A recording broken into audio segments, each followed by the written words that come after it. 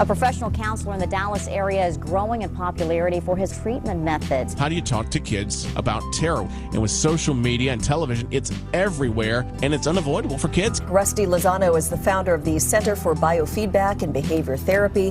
He's also been nationally recognized for his work with brain mapping. He's created a gym to work out the mind.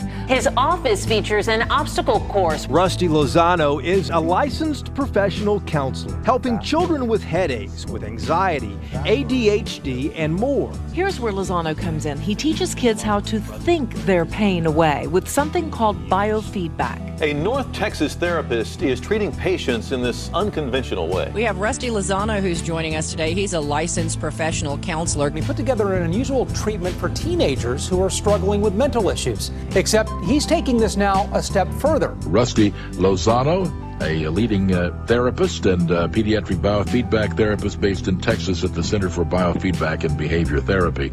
And Rusty, thanks for being with us tonight. Rusty Lozano, a father of 4 and also a professional counselor in Texas, says it's all about being a credible resource to your children. The Therapy Hour with Rusty Lozano, your dedicated resource for mental health news, views, and tips you can use. Brought to you by the Center for Biofeedback and Behavior Therapy in Addison, Texas. And now, here's Rusty. Good afternoon and welcome to the Therapy Hour. I am your host, Rusty Lozano. You know, I was listening to this segment, the intro to the show, and it talked about thinking your pain away. And that was a news story that Channel 8 did on our center about how thoughts can provoke a physical manifestation. So if you overthink a situation, then it can actually create more of an exaggeration or exacerbation of your symptoms. So in the case with headaches or in the case with anger, anxiety, depression, you're consistently bombarded with thoughts that replaying in your mind that, well, these are my circumstances and I'm not very happy. And then the offset of that, the behavior is that you're usually experiencing avoidances, sadness, anger. That's frustration tolerance. Or it's stinking thinking. It's also just a concept of just continuing to exacerbate and make some things worse by just continually entertaining the idea. The other day, I had a little girl in the gym, and she was actually, we have this indoor obstacle course at my center. And so what we do is we actually have a clinic portion of our practice where we treat and teach calm down skills, relaxation strategies, breathing techniques, body techniques, ways of actually controlling your body. And then also there's an education component of, you know, what do I do with my thinking? How do I train my thoughts in order not to overthink circumstances and make them worse? So I had a little girl in the gym. And, you know, it's designed to be tough. There's this indoor system of swings with flashing lights, fog machine, and music. And so it's designed to overwhelm the senses. And so what we're trying to do is exacerbate or create like an issue where it's hard to think, it's hard to manage your emotions, you get really frustrated. And so there was a little girl that was in there who's just kind of wailing. She's screaming, crying, having a really difficult time trying to maneuver through the obstacles.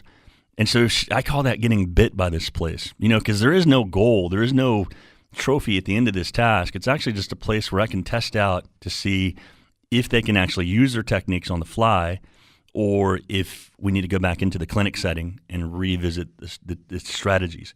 And so here she was getting really upset and trying to walk her through her techniques. And so this is one of those situations where she had tears coming down her eyes and was really upset because she could not make the connection from one swing to the other. And so she was really upset. And so we went back into the room and we revisited the whole concept of how she was really overthinking this. And so the frustration levels went really high. So, it's a topic that's actually, we hear about this all the time. Frustration tolerance, anger control, stress management, working under adverse circumstances, waking up for a 9-to-5, school, homework, projects. So, I watch a show on Discovery Channel. You ever watched Naked and Afraid, McRae? And it's a really cool program that actually puts these survivalists in very peculiar situations, and I really enjoy watching it because it's the epitome of what I like to spend my time on, which is how thinking about your circumstances can affect the outcome, and it can actually affect how what your emotional state's going to be at any given moment. And can people provoke reactions from you? Can circumstances trigger your emotions, and how well can you manage them? So I brought another guest on from the show. His name is Shane Lewis, and he's one of my favorite contenders. He and EJ Schneider and Jeff Jausch, these guys are pretty hard-hitting contenders. But what I'd like to do is visit with Shane about his experience, because he actually has an interesting past, and he's going to spend some time with us about a book that he's written that kind of talks about where he's been and what he's been through, what he's endured, and then now how he's forged and refined himself to become a survivalist. So what I figured we'd do is bring him on the show and just go ahead and not worry about segments. Let's just kind of flow with this and kind of have a conversation and pick his brain a little bit. So Shane Lewis, are you there, bud? Yeah, I am. Thanks, Rusty, for having me on. I appreciate it. Absolutely. I mean, you and I had a really interesting conversation on the way to the show, and I was like, dude, I wish we were recording this, because it was just an amazing concept and insight into how frustration tolerance actually, it goes beyond just a day-to-day circumstance like in a survival situation, but how this can be translated into everyday life. And so you and I actually picked up this conversation, and it was really interesting. So I'd figure, if we can actually see if we can recreate that here and talk to a little bit about what your experience was on the show. So what was it like for you to, first of all, kind of let's tell the listening audience like what the show was about. Can you kind of give us a little bit of information about that? Yeah, I think, the concept is amazing. That's why I wanted to be a part of it. It's new. It's never been done before. And it's not so much about the nudity. It's about stripping away all of your facades and your images and your ego and everything. Because when you're standing out naked somewhere and you're in the middle of nowhere and you're standing next to someone that you've got to try to figure out how to communicate and work with that person on the fly, there's a lot of challenges that come out of it. And so that's what I really appreciated was you've got nothing to rely on except for your own skill set, and I'm not talking about, fire starting and things like that. I'm talking about your emotional and your physical skill set to be able to handle the bombardment as you set up in your gym, so to speak, that is about to happen to you for the next set period of time. Mm. And, and that there are a lot of unknown circumstances when you're in a situation like that. You can't really plan for things like that. You can't really plan for the things that you endured. Because you have no food source, you have no water source, you're naked, you're in the elements, and so not only do you not have any sort of instructions or you have one tool, but then you also have to kind of figure out, okay, how do I get my basic necessities? Yeah, that's the biggest thing, and I think it's something that people don't understand a lot because you don't realize what your basic necessities are until you don't have your amenities anymore. And then you have to reevaluate the situation and be like, wow, I can't do X, Y, and Z. So how do I get, ABC done, So that's planning, right? And it's really hard to plan. Like right now, there's a Cure concert in Dallas tonight. And, right. And everybody's planning for it. And, wherever we're going to go, you have to be at a certain time. You have to correlate your rides, and you can predict what's going to happen. But you don't have some of those. You don't have that basic prediction ability. You just know your immediate surroundings and what needs to be done. So I'm sure that you're being bombarded by a lot of different thoughts and a lot of different ideas as far as like what's the first step? What do I do? So what did you do? What in your let's go to your very first show, because you were on 2 series with Discovery Channel. You were on one of the first shows that ever aired. And also, you were in this XL series where, now there is more than one player. So usually the show is just one individual, one pair, one male, one female. What was that first show like for you? It was a lot of fun. It was in an environment that I was actually excited to be in. I did not know my location prior to, being sent out there, just, days ahead of time. But once I found out what it was, I was very excited to be in that environment. I was excited to meet someone who, would be, someone who could challenge and push themselves, because obviously you wouldn't be involved in this unless you could push yourself, unless you were somewhat self-aware of, what your skill set is and things like that. So I was hoping to meet, make a lifelong friend and have all this amazing fun and, and enjoy the environment that I was in. So it was very nerve-wracking a little bit, but I thought I was going to have fun. I'm like, I'm going to push myself. I'm going to challenge myself. I'm going to be doing something completely out of my element.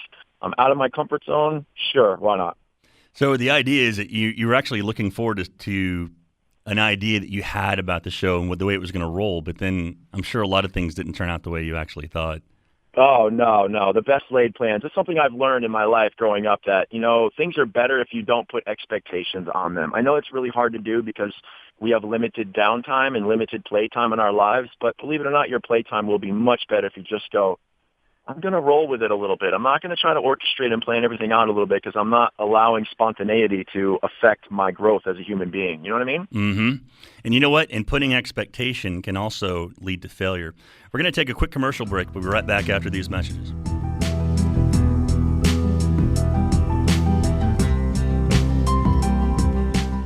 From the Fed Penn Credit Union Weather Center, this update is brought to you by Racetrack. Cloudy today with a chance of showers and a high in the upper 60s. Same for this evening with the low around 63. Your Sodapalooza cup gets you more than free refills. Just fill up at Racetrack. Snap a selfie with your cup. Then post it to Instagram or Twitter with hashtag SodapaloozaSelfie and hashtag contest for a free chance to win an epic road trip. See website for details. The Jeff Crilly Show, Saturday morning at 11 on Talk Radio 1190. Join Jeff as he talks about trending topics and interviews newsmakers with the secrets to being healthy, wealthy, and wise. It's The Jeff Crilly Show, Saturday mornings from 11 to noon on Talk Radio 1190. Here's a quiz. Is identity theft just when someone other than you puts charges on your credit card? Nope, that's part of it, but identity theft is actually when someone pretends they're you for any number of undesirable reasons, like opening new accounts or a utility bill. Is it true that identity theft can't happen to you? Nope. 1 in 4 people have experienced identity theft. Will LifeLock help you more with identity theft than free credit monitoring will? Yep. LifeLock's proprietary technology detects a huge range of identity threats. And if you ever have a problem, one of our US-based agents will work to resolve it. So how'd you do on the quiz? Come on, how'd you really do? No one can prevent all identity theft or monitor all transactions at all businesses. But with LifeLock, you get a versus a when it comes to identity protection. Membership starts at just $9.99 a month plus applicable taxes. Go to LifeLock.com and enter promo code NEWS to get 10% off now. LifeLock. Your home is your castle, so when termites invade, you want the strongest defense you can get. You want Terminix, an elite force of termite-fighting professionals armed with 85 years of successful missions. Right now, we'll design a custom battle plan for defending your home, and it starts with a free termite inspection. Call 1-800-700-2951. We'll be relentless in our quest to wipe out those invaders, and we won't stop until your home is completely termite-free. We can also defend your home against future invasions and the damage they may cause with our Ultimate Protection Guarantee. If they come back, so will we. The Ultimate Protection Guarantee is the strongest guarantee in the business. It's our unbreakable vow to eliminate any termite that even thinks of breaching your walls. Defending your castle is a big job, so call Terminix today for a free termite inspection. 1-800-700-2951. That's 1-800-700-2951. Ultimate Protection Guarantee not available on every plan. Limitations apply. Call for details. You appreciate the feeling of a clean, smooth shave from a quality blade. So why are you messing around with generic razors that cost $32 for an 8-pack when you can shave with Harry's high-quality German-engineered blades for half the price? Harry's will give you their starter set, complete with a razor, 3 of their world-famous blades, and shaving cream for just $15. And shipping is always free. We'll also give you $5 off your first order. So go to Harry's.com right now and enter code 7788 at checkout. Code 7788. You're listening to the Therapy Hour with Rusty Lozano, brought to you by the Center for Biofeedback and Behavior Therapy in Addison, Texas. Hi, and welcome back to the show.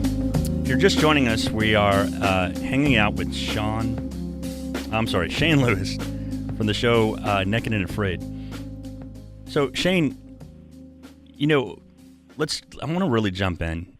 There were a lot of things that happened to you on the show, things that really tested you. For one, your hut caught on fire when you were sleeping inside of it. And that was definitely a high stress moment. Yeah, that was definitely a high stress moment. So tell us what happened. What was going on? You were actually asleep inside of your hut. Yeah, I was asleep inside, and I felt the warmth of the hut increase, and I was like, oh, this is not good. And then, by the time I, realized what was going on, I could feel the carbon monoxide from burning, pine trees and stuff, which was kind of wet because, we got 15 inches of rain the first 9 days, so there was nothing dry. So everything smoked. And I was like, whoa, I can't breathe. And by the time I got out, I pulled myself out of the lodge. I landed in the mud, and I looked up, and the thing was like a 20-foot-high wall of flames. And I was like, wow, that's really cool. And I walked away, and I was like, I cannot believe that my shelter just burnt down on day 14, and I've got to build this thing again tomorrow. No.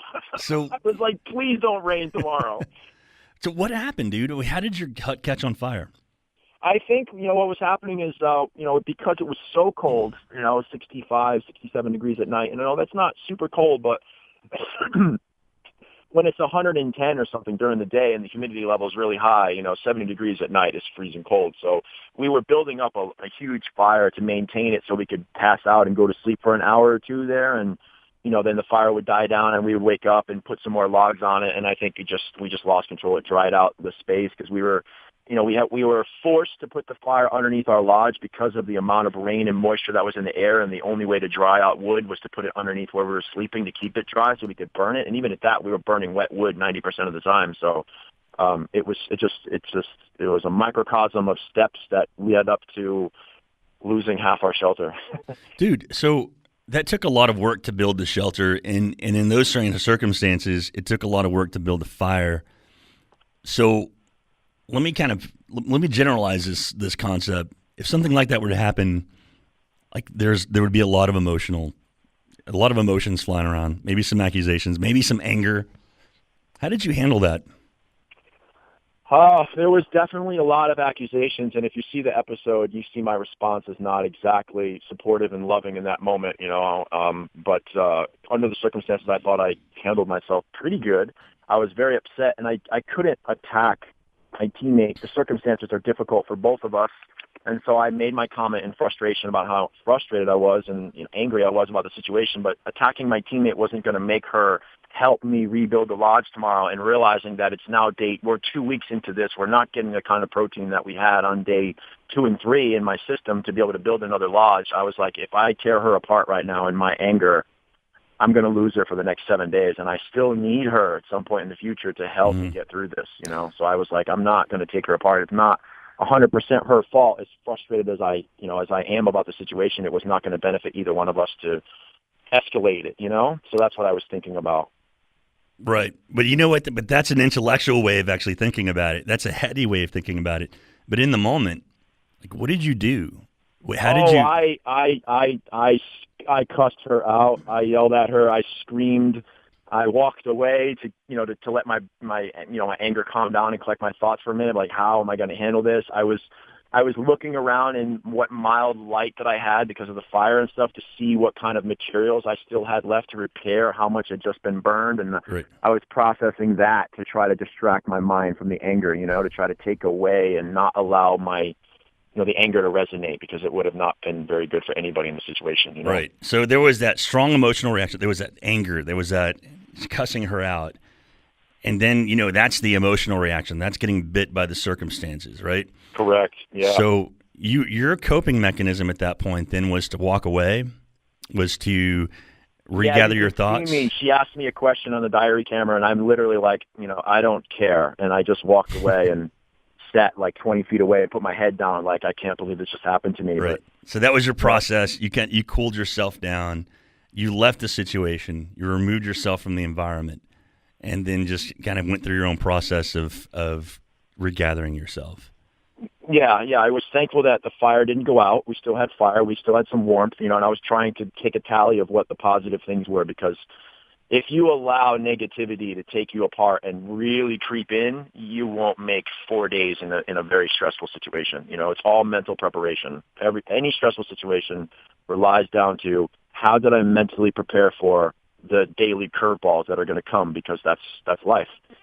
Yeah, and you know what? And that's a really, I think that's a fair assessment. If you focus on the negativity in a situation like that, it will bring you down. That's where you consistently think about a circumstance, and it will create pain. And that's one of the things that I actually try to teach patients how to do, is dissect the circumstance, disassociate what happened. Here's the action, here's the reaction. Let's go back and let's look at how the reaction is manifesting.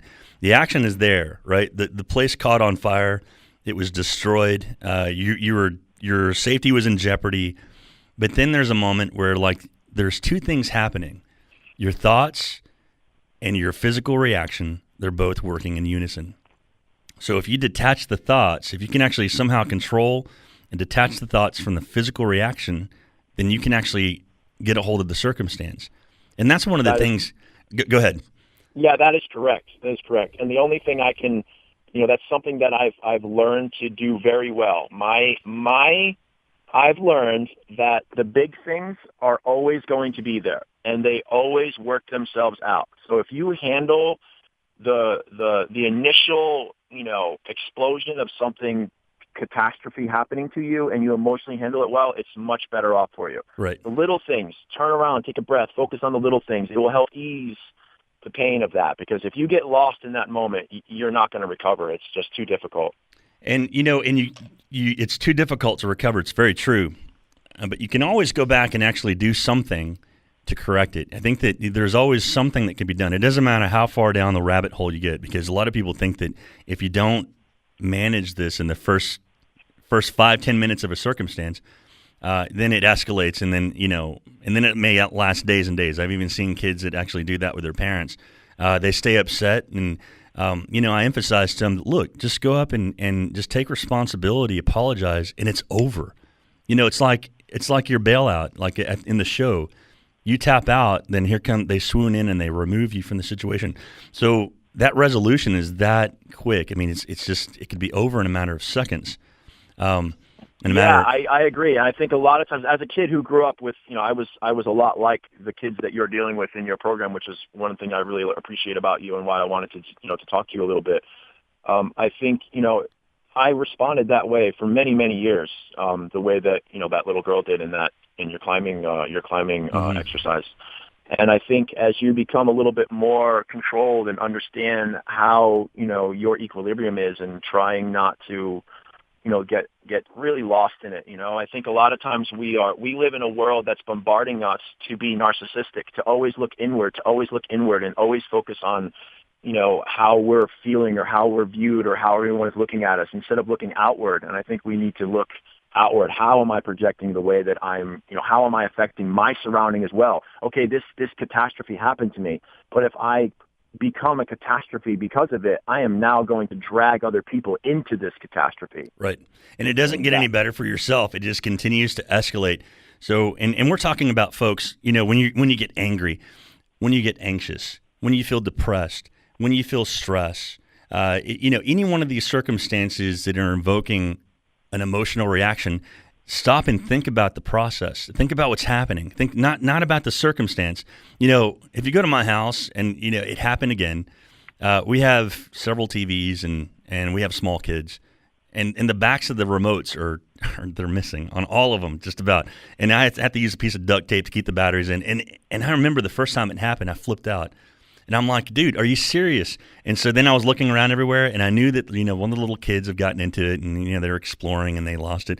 So then that became like a trigger for me, the little thing like that. And so, but, as I kind of think about like where I am now and how I've like evolved myself, I try to understand the circumstance. Well, he's curious. He probably took the batteries out, probably put him in something else like a Nintendo Wii remote or something like that, and needed the batteries, and he forgot to do it. It was a mistake. Now, is it going to affect my life? No, it's not going to affect anything. It's not going to affect the functionality of the remote. And actually, if I felt that strongly about it, I could go get another remote, and like find a solution for it. But if I perseverate on that circumstance, if I perseverate and I keep thinking about it over and over and over again, I'm going to work myself up. I'm going to work myself up. And now you're going to have a full-blown trigger that's going to bring you to that escalated moment instantly every time it happens. Yeah. Yeah, and then it could even be just like the kid actually just looking at me or being in the same room where they do something very similar, and then it triggers the same kind of response. Now I'm talking about my own circumstance, but I mean generalizing this to everybody. Escalation of these emotional manifestations. The triggering effect is what you have to actually concentrate on, not the circumstance, but how am I taking this? How am I understanding it? What am I believing and taking from this particular moment that's making me so upset? And if you can actually divide that, if you can actually find a way to dissect it, separate thoughts from body response, then you have a way. Well, that is the key right there. That is the key, I feel, compartmentalizing one aspect from another, because then you're not letting the snowball roll downhill, I mean, it's just saying, okay, this is here, and I know it's a lot easier said than done, believe me, because I had many years of trying to struggle through it, and it's well documented in my book. I don't hide my demons or my struggles at all, because I felt that was the only way to relate to the audience. But I think we just need to not snowball, compartmentalize and say, okay, this happened and it's not part of this, and no, it feels like this and it may apply this emotion, then I just have to try to focus on something other than compiling one moment into 5 moments, Yeah, absolutely. And feeling like you're a failure just because I think a lot of times we are defensive with our acceptance of culpability for our own behavior because of some failure aspect. Fear of failure, fear of rejection, fear of, not looking secure or confident, and I think that's a big problem. None of us are confident. None of us are, fearless. None of us are secure in anything that we have. Life is too fluid for that. And I just think the more that we begin to recognize and acknowledge, my own fallibilities, the more patience I have for catastrophes that happen, because ultimately it's just another fallible moment. A catastrophe is just a fallible moment on some way, shape, or form. So if we're aware of our own fallibilities, I think we'll be much more patient when the other ones come. That's just how I view it. Beautiful statement. We're going to take a quick commercial break. We'll be right back.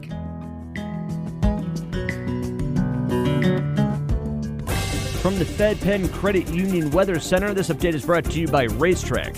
Cloudy today with a chance of showers and a high in the upper 60s. Same for this evening with the low around 63. Your Sodapalooza cup gets you more than free refills. Just fill up at Racetrack, snap a selfie with your cup, then post it to Instagram or Twitter with hashtag #SodapaloozaSelfie and hashtag contest for a free chance to win an epic road trip. See website for details. We all know that spring showers bring flowers. You went to elementary school, you learned that one. But do those spring showers make you regret not cleaning out your gutter? The last good rain we got, did you hear that familiar sound of the water lapping over the gutter and splattering on the ground outside your window? That might actually be the sound of your home's foundation being damaged or your soil being eroded, which leads to that in the first place, or eventually. LeafGuard, one-piece covered gutter system, perfectly engineered to let the water in, keeps the leaves and debris out, and best of all, LeafGuard gutters do not clog, but if they ever do, which they won't, you can rest assured they carry a lifetime no-clog warranty. This month, get 75% off labor and $200 Visa gift card with a qualifying purchase. Set up your free gutter inspection and estimate today and get a $25 gas card just for letting LeafGuard show you how they can make your life easier. No purchase necessary. 214-504-2154. That's 214-504-2154. Or go to their website at guttersdallas.com. This is Pete the Fast Greek, host of Race Talk, the motorsports talk show, heard every Sunday live from 4 to 6 p.m. right here on Talk Radio 1190. When the races are over, we're just getting started with the latest news and results from NASCAR, NHRA, the IndyCar Series, and what's going on right here in the Dallas-Fort Worth racing scene. And remember, keep your racing on the track, not on the street. This is Shaquille O'Neal. And the Shaquettes. Reminding you that anytime is a good time. Good time. For the cooling, drying, fresh scent of Gold Bond powder spray. Like after the gym. Or a crowd private elevator ride, or golf, or working with farm animals, or a hard day's work. like sportscasting. You said it, ladies. Stay cool with Gold Bond Powder Spray. Stay cool with Gold Bond. Hey, folks, it's Michael Berry, and I love real estate. Always have. I owned a real estate brokerage firm. And to me, real estate is a great investment strategy. It's a great retirement strategy. And if you want to learn more, there's a great show that comes on Monday through Friday right here called The Del Walmsley Show. It's the Del Walmsley radio show. You want to learn more about being an informed investor? You're going to love it. Listen to the Del Walmsley Show Monday through Friday, 1 p.m. to 2 p.m. on Talk Radio 1190. You're listening to the Therapy Hour with Rusty Lozano, brought to you by the Center for Biofeedback and Behavior Therapy in Addison, Texas. Hi, and welcome back. We're talking about the survival show with Shane Lewis from the show Naked and Afraid, Discovery Channel, Naked and Afraid. Shane, you actually wrote a book, and you've been through some things yourself, and you mention it some on the show, but it's never really specific about some of the things that you endured. But you've had a pretty tough life. Yeah, that's one reason why, again, I appreciate you, inviting me on the show is, a lot of times, I feel coming from being one of the kids that, you would be working with in your program, I feel a lot of adults tend to talk at kids like that. And it's, and I know that from an adult's perspective, especially for the adults that do care, that it's hard to relate to us and, it's hard to handle us and try to get us to understand that you're looking out for our best interest. And most of the time we don't feel that way because of the dynamics of how our childhoods are developed or how our brains handle situations or respond to things. So what I really appreciated about writing the book was to be able to let people know it's okay to fail. It's okay to be a disaster. It's okay to struggle, and it's okay to figure out who you are and how to go about that. And it's okay if it takes longer than anybody else does. That's fine because there is no real timetable to life. Unfortunately, society is, at a point where it's putting serious constraints, but I don't think that humans are supposed to be treated that way. And I think it's okay to be, working through things a little slower than other people. And what I like about it is that I have lived it. I lived in, 5 foster homes and four institutional boarding schools for 13 years without parents and without any real supervision. And I moved 11 times in 13 years, and I was constantly moving in the middle of every school year system. So you can imagine all the bullying and things that I had to deal with. And growing up with that, being the new kid every 8 months in a brand new school system that has socioeconomical differences from the last one that I was in. So it can be a little bit struggling. It can hurt your psyche and it can hurt the way that you view the world. And so, but it's not the end of the world. You can learn, you can grow, and, it doesn't define you and it doesn't wreck your life. Yeah. Let's go back to that a little bit, just with your comfort level of talking about, that's a lot to have to deal with. I mean, you moving from foster home to foster home, and then in the different schools that you're in, you were alone a lot of the time. Yes, and that's actually been the hardest struggle of my adulthood, is learning how to work with others, which is the one reason I loved about being on Naked and Afraid. And it gives me a chance to work with someone in this mature level, being forced into that kind of environment. And seeing how well I can handle myself or not handle myself, Yeah, but being alone though, I mean, you didn't get a lot of guidance from a parent, but I'm sure you were given guidance from some source, but not like an accessible resource like you would think. Like, hey, I have a question for my dad, or I have a question for my mom. So yeah, what I got a lot of mandated direction about how you should be handling things. And unfortunately, after a certain period of time, I didn't trust anyone enough to ask them anything, because when you get bounced around the system in this particular manner, everything you say or do or look or expression is being psychoanalyzed so that they could try to figure out what's wrong with you. So at a certain point, you start behaving completely differently because you're just tired of being analyzed, Right. So there's no way for you to be really genuine. So how do you grow as a person when you're just always faced with like, well, I have something I'm struggling with, which all individuals, all kids do. It's a normal part of life. But then like you feel Like anytime that you were bringing something up, you felt like you were being judged and like something was wrong Yeah, with you? being judged. Yeah, like if you bring you bring a question up like, hey, I'm feeling this way, and they go, wow, why does it make you feel that way? How does it make you feel that way? Yeah. How do you think you're going to respond to that for the rest of the week? And you're like, oh, you're analyzing me. No, that's not why I asked you that question. Oh, this was pointless, Yeah, yeah. And you know what? And then that whole And concept. I'm not saying it's right or wrong, because the struggle is very difficult for you in your situation, because you're dealing with kids who have already desensitized themselves to, any adult. I mean, I'm not all of them, but I'm sure some of them. A lot of them have, yes. They really have. Absolutely. Yeah, they're already at that distrust level, and so that's a very difficult barrier to break. I think if you just, if we just try to teach them that they're not failing, they're not failing, and no one wants to fail. I don't care. Even Damien doesn't want to fail as a child, So if he feels like he's a failure, then he's going to continue, to behave that way if that's his only reinforcement. Does that make any sense? Yeah, no, it certainly does. And I think that seems to be a reoccurring theme is the whole concept of failure. And then you've spent your life actually testing and forging yourself to be able to rely on yourself, which is a really noble strength. It's a noble quality. And then I appreciate that. Yeah, that's it's very admirable, dude. I most mean, pleased of. the whole story is very admirable, and you were tested, and then you put yourself in these situations to see how well you can actually manage through them. And so you were in a situation, excuse me, you were in a situation in the XL series where you were in a camp full of girls, and they weren't very nice to you.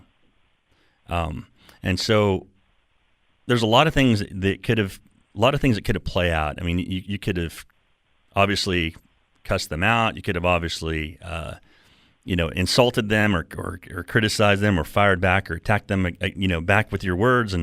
But you actually chose to remove yourself from that environment. And I think that's and you were saying that like you removed yourself, and then later on, like you were doing fine all by yourself, and then you were found by two other players on the show, and then you guys developed your own little village, right? Yeah, we're very, very close. I mean, me, Jeff, and EJ, we literally speak daily. I mean, I don't, we have a very, very tight bond. We have a very good relationship. I just wanted to point out one thing about one of the motivational reasons for me leaving the girls on XL. I mean, there was some bullying aspects that were going on there. I don't really want to get into too much of that because we can complain about things that are going on around us, but ultimately we are still culpable with how we handle the situations that are going on around us. Exactly. People can smack me in the face, but if I don't punch them back in the mouth, then they're I'm going to walk away and laugh. I mean, that's an extreme example, but I'm just giving an example. No, right. So one thing that I noticed was that the two females that were my teammates, they were having such a good connection between them, and they were having so much fun together after like day 3. Mm-hmm. And I was like, you know what? Every time that I, was around them, because I had my own things to do, and I'm in a foreign country, and it's well documented. I've traveled to 76 different countries, so exploring another country is fun to me. So I spent my time exploring this environment that I've never been in before, and I would come back and I could feel the animosity. So one of the reasons that I left, I didn't so much have to do with the bullying aspect. It was about removing myself from the situation. The way that we interacted together was not healthy. They interacted healthy together with themselves, but when I got there, it was around them, it wasn't a healthy situation. So I decided, look, they're having a great time and I'm ruining it. So let me remove myself from the situation and they will have a great experience. And at the end of the day, they will say, wow, for 12 days that Shane left us alone, and he was alone for those 12 days, we had a great time. We were able to develop this bond. So even in that moment, I was looking, not just for my own selfish perspective, but I was also looking at somebody else's experience and trying to make their experience as best as I could, even under the circumstance of being bullied by those particular people. That's something I think got lost with everything that was going on. Yeah, the fact that you made a judgment call that says, look, they really are just kind of better off without me, and it's a win-win for me to remove myself and then to leave them be Correct. The way that they are. Correct. No more stress, no more pain, no more drama, no more arguing, and then most of us are having a good time now. Yep. That's a pretty big person thing to do because it's very noble because I think a lot of people in those circumstances would try to fight to negotiate, fight to argue and construct a way to make it work. But there are those circumstances sometimes that just doesn't happen, Shane. I mean, realistically, if a kid is trying to make friends and be a part of a group and they keep criticizing, ousting, hurting this individual, then there really is no sense in like trying to conform in a situation that is not healthy.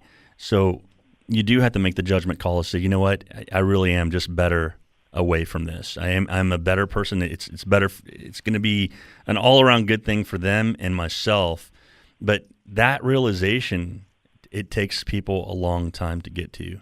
It does. It takes the reinforcement of, if I continue to battle and struggle for my justification, because it's usually what is hurt most is, my feelings and, my justice.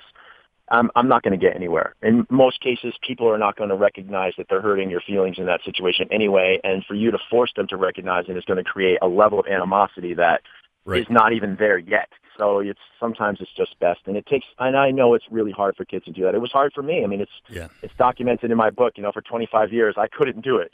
Right. And so, but I've learned over time that for the sake of my own, my own sanity, I have to. I had no choice. Yeah, and that's the thing. I think that there's an important lesson to learn here.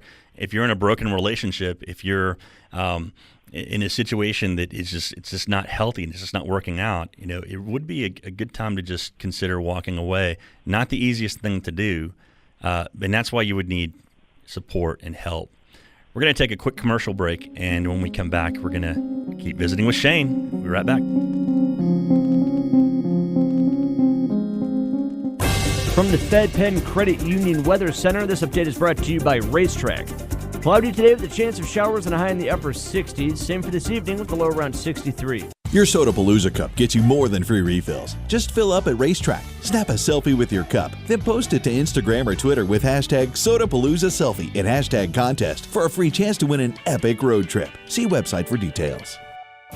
The Jeff Crilly Show, Saturday morning at 11 on Talk Radio 1190. Join Jeff as he talks about trending topics and interviews newsmakers with the secrets to being healthy, wealthy, and wise. It's The Jeff Crilly Show, Saturday mornings from 11 to noon on Talk Radio 1190.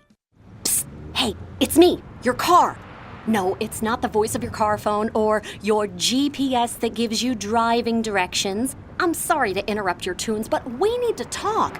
Take a look around. I'm not the new car I used to be. The season's dirt and mud really did a number on my carpet here. And that iced coffee you spilled, that didn't help. And with the rain showers and all, I know it's going to be a real mud bath in here. So do me a favor and get a set of WeatherTech floor liners. Got it? Now, how about a wash and detail? What do you say? WeatherTech floor liners and cargo liners keep your vehicle's carpet safe from spills and messes. Made of the highest quality materials and laser measured, WeatherTech floor liners are specifically designed for your vehicle. And they're made in America. If it could talk, your vehicle would thank you. Order yours today at WeatherTech.com or call 1-800-CarMats. WeatherTech. Complete protection, completely American made. Here's a quiz. Is identity theft just when someone other than you puts charges on your credit card? Nope, that's part of it, but identity theft is actually when someone pretends they're you for any number of undesirable reasons, like opening new accounts or a utility bill. Is it true that identity theft can't happen to you? Nope. 1 in 4 people have experienced identity theft. Will LifeLock help you more with identity theft than free credit monitoring will? Yep. LifeLock's proprietary technology detects a huge range of identity threats. And if you ever have a problem, one of our US-based agents will work to resolve it. So how'd you do on the quiz? Come on, how'd you really do? No one can prevent all identity theft or monitor all transactions at all businesses. But with LifeLock, you get a versus a when it comes to identity protection. Membership starts at just $9.99 a month plus applicable taxes. Go to LifeLock.com and enter promo code NEWS to get 10% off now.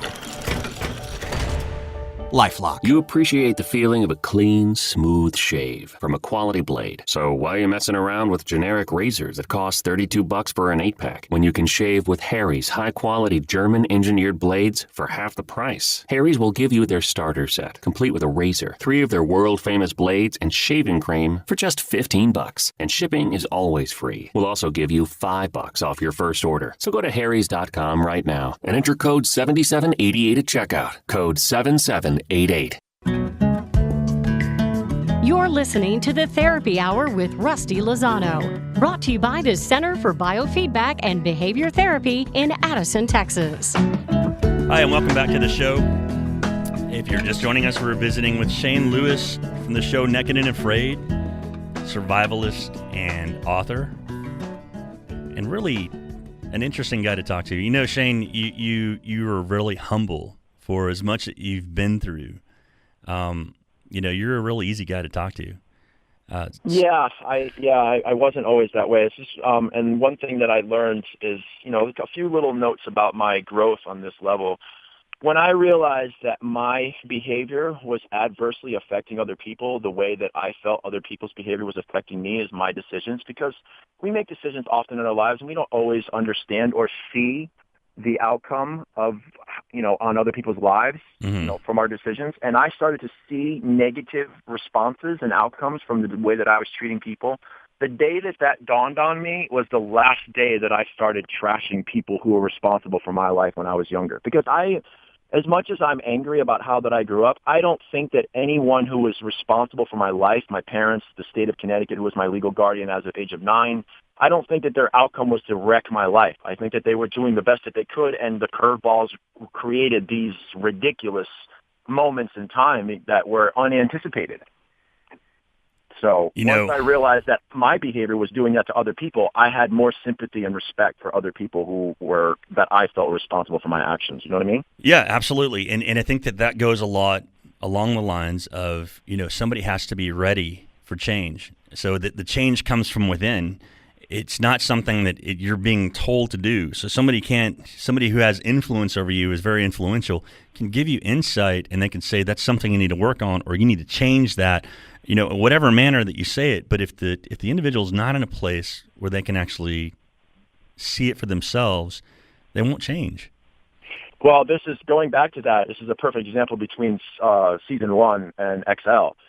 Because let's just bring up the fire incident we're talking about. My initial reaction was this violent anger response to my teammate, and that's a normal reaction. I mean, that's right, you almost died. Yeah, it didn't translate well to the audience and social media and stuff, and people got the wrong impression of me. So I learned. I was like, okay, well, this is not who I am. This is not the kind of person I am. And yes, everyone can react in this manner. So when I had the really difficult decisions that I had to make on XL, I was incredibly calm. Like, no, I'm going to show who I really am. This is my real personality. I'm actually a very mellow guy, even in cataclysmic situations, because I've had dozens of cataclysmic situations happen to me. So there's no need for me to overreact, you know? Right. I mean, but here's the thing. I mean, that kind of visceral response, you'll see the same kind of reaction, whether it be a very intense anger response or very intense fear. If you've had a near miss in a car accident, or if your house was burglarized while you're in it, if you were experiencing anything that poses a substantial emotional stress, then you're going to have one of those strong visceral reactions, and that is like understandable. 100% understandable. That's correct. I mean, there's no explaining that. I mean, it's just like that's just kind of the circumstance. But you know what you're saying is that actually caught your eye. That actually identified itself for you to refine and say, you know what, I can't be this way. And it's not the social media that did it for you, but it's you had that insight. You had that clarity yourself at that particular moment that, wow, okay, I need to work on this. And so... Yeah, that's what I said. It's one of the things I talked to the producers about. I was like, wow, can I see more than just the 1 hour? Because I'd like to see more of myself so I can be like, wow, this is how the world is seeing me. This is how I'm responding to situations. I would like to learn more about myself, because ultimately my whole goal is to be a better human being. Right. You know, I mean, I used to be a racist person for many years, you know, and I went to Africa for 3 months, and I've learned how to, grow and appreciate other cultures. And now I'm a very cultured, refined human being who has an appreciation for everybody on the planet. And I'm constantly growing. I'm constantly trying to grow myself as a better human being, which is why I titled the book that, Growing Up, growing up institutionalized as globetrotting. Like, this is the reason why I'm growing up. I'm always growing up. I'm not done growing up. I'm still a human being. I'm still going to make mistakes, but it's okay. And I'm still learning my coping skills and how to handle things better. And that's something I like. I think we're always growing. We're always growing. I don't think you ever stop growing. In fact, science and research has actually shown that the brain is plastic. And this is a concept that hasn't been around very long. But psychoneuroplasticity, and that is that the brain is plastic. So for the longest time, there was the idea that, you have trillions of these neural pathways in the brain as an infant. And so anything that you're going to have an expectation of, or you want your child to have an ability for, you want to expose them to as much as you can so that you keep these neural pathways. But what they've actually found is that the brain consistently is making neural pathways, even at 90. And that's how come you hear about, these puzzles that the geriatric population is involved in learning languages. And it actually, and the offset of that is they can actually slow the development of Alzheimer's and dementia by keeping the brain active, because it's consistently. I would agree. Yeah, 100%. It's consistently making neural pathway connections. So the more that you expose yourself to, the more that you, and in counseling, I remember even in my counseling program at the University of North Texas, there was always an opportunity there to be a part of a counseling component. They actually put you in counseling, group counseling, individual counseling, teach a counseling class, practice counseling. And so every single opportunity that you had to actually be a part of that, you grow. And so, and you could see the people that were uncomfortable with it. You could see the people that can sit there and identify themselves as, I don't have any problems. I don't need this. I don't need counseling. Well, those are the ones that kind of stick out to say, you know what, buddy, I mean, your perception's a little off, because we're all struggling with something. We're not all diagnosable. I mean, let's not go to that extreme, because, I think that the human element, the human condition is what it is, and it existed way before the DSM diagnostical book of diagnosis in psychiatry was ever developed. We'll offer 2 or 3 shows on that subject. For sure. Exactly. I mean, there's a lot of things I disagree with that, for sure. But I really appreciate how you've really evolved yourself, and I admire the show, because I love watching it, because I want to see how they figure things out. But also, you can actually see the emotional state. You can see the bond, and in situations where you're like, okay, forget you, I'm out of here. They're actually forced to talk about it. I mean, not forced, but the circumstances forces, being able to resolve it and see how people do with that. And you can see that, the product of that is that you grow stronger, and you start to develop a bond. Like you said, that you and EJ and Jeff, you guys are really close. That's because you guys shared something together, and you shared this experience, and it's unique, and a lot of people aren't going to understand what you've been through, and so, but you guys do. You've been there, and we had a long conversation the first night we were together. We kicked out the camera crews, and we got rid of our diary cameras, and we laid out in the savannah, and we stared at the stars, and we had a 3.5-hour conversation about how we were going to conduct any kind of differences or slight arguments that we had. And we ultimately decided that we were going to be very humble with each other and have no arguments and none of this petty stuff that was going on, because it was such a big and stressful environment as it is. There's no need to add any more stress from outside socio-political, Yeah. So me, Jeff, and EJ sat around and we talked, and we said, okay, we are going to talk. We're going to resolve everything. We're not going to do anything without consulting and talking about everything that we do first. And every decision that we made, everybody was in agreement on. Yeah. We had no 2-on-1. It was always, let's talk it out. Why do you disagree? Okay, well, let's figure it out. Okay, let's come to this. All right, now we'll come to this mutual agreement on it. And all 3 of us agree. Good, we got a plan. Now we go. I mean, every single thing that you saw that happened from the moment that me, Jeff, and EJ got together, this was a well-organized, coordinated conversation. This is what we're going to do. This is how we're going to do it. You're weaker right now. You're weaker right now. So we're going to do it this way. We'll do it that way. And that's how we handle the situation. Yeah, you dialogue. My sister actually showed me a really interesting book about dialogue, and that some of the initial documentation of dialogue was with the Native Americans. They were called savages, and they'll attack you and they'll scalp you, but then what they would do is this community would sit and under a they would all gather together, and they would talk about differences. They would talk about and identify, okay, I'm having an issue with this in front of the chief, and then the chief would actually help to dialogue and come up with a resolution, and that's how they actually stayed together. So some of the early, I mean, I'm sure it's gone on before then, but this is just a book that was written about, how documented cases of how the Native Americans actually, they dialogued about things. And I think that's something, and dialogue is just talking about it. This is how I feel. This is what's going on. This is how you feel. This is what's going on. How can we figure this out? It's problem solving. Yeah, it's a simple little game I play in any kind of relationship that I'm having. It's a little minor game that I play, and it can be played with kids as well. And I don't know if it's something that you would like to include in your work, but I always play this game whenever there's any kind of a disagreement. I always ask, what did I say? What did you hear? Because a lot of times we're not processing the same way that someone is speaking. And anyone who's been married or has any kind of real long-term relationship understands that any breakdown is communication breakdown. That's all it is. Absolutely. I agree with that. I agree with that. And that's all. For 5 seconds, hey, what did I say? What did you hear? Where's the miscommunication? You know what? I really like that. I really like that, Shane. That's actually a really great way to explain to people, this is where I'm coming from, because you could say something, you can even write a paper and people will read it and it may not read as if, the way that you intended it to. I mean, your message may not be coming across. The same goes 100%. with vocalization or vocalizing communication. The things that you say may not be emphasized. Hey, Shane, where can people find you? Do you have a website? I do. ShaneOffTheGrid.com, and my book is Growing Up Institutionalized to Globetrotting. You can get it on Amazon in paperback or Kindle. And the point of the book was cathartic for myself and to give people an understanding that, the world can collapse around them and it is not the end of the world or the end of their life. They can still do amazing things regardless of whatever happens to them if they just become self-aware and understand how they're perceiving and responding to their environment. Well said. And you know what? That's something that I would highly recommend everybody take an opportunity to do and just remind yourself that everybody's trying. So, Shane, thank you so much for being on the show. You guys Thank you so much, Russ. I really appreciate it. Absolutely. You can find us at w.cbbt.org. Thank you so much for listening.